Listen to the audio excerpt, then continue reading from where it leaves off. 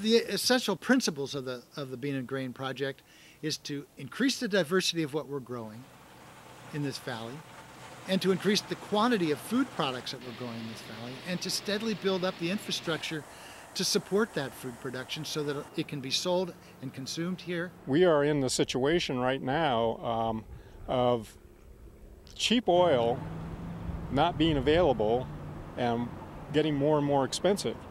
And the availability of oil is what's allowed our food system to run at the cheap level that it's run at and have all the international and national shipping going back and forth.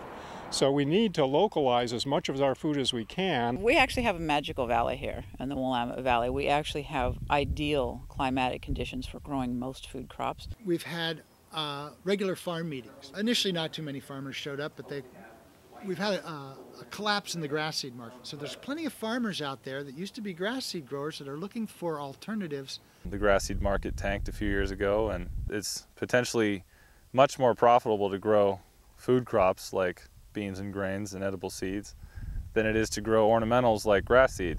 We're redesigning the way food systems work, and food is the source of life and it's the basis of community.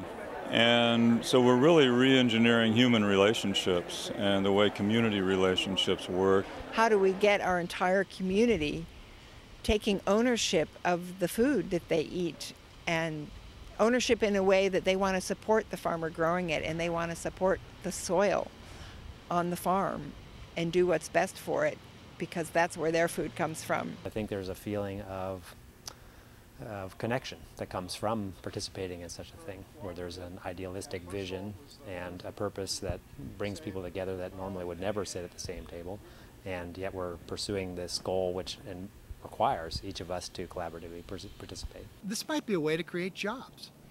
On one hand, by producing more food, and especially if it's organic, it's going to involve a little bit more hands-on and a little more labor. But on a larger scale, if we start processing, we're going to have some processing plants. There's, again, more jobs, higher wages. In changing the food system from sort of an industrialized macro economy into this localized micro economy, that's going to require a lot more labor and a lot more helping hands. I still think it's small pockets of folks that are really willing to lay out the cash to pay more.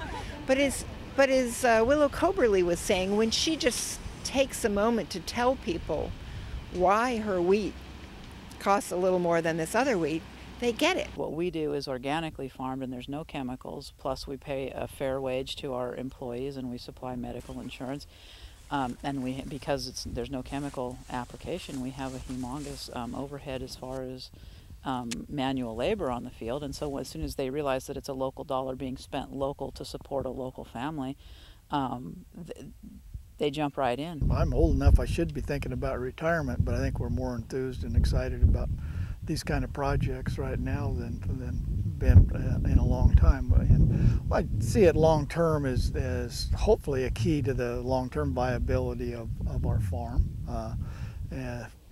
and also the community. We've got to have a food system that is more stable, that people can count on year after year after year, and you know who's involved in it. And the farmers, I've seen some of these ryegrass guys come to conferences where consumers start talking with them, and these guys have never been treated this way. They're heroes. And that changes their whole attitude about going out and doing the stuff we do hour after hour out here playing in the soil, you know. Taking on the risks that we take on because we know we got people out there that are backing us and want this stuff. And that's huge. That's a huge, huge change in everybody's consciousness, and it makes all this possible.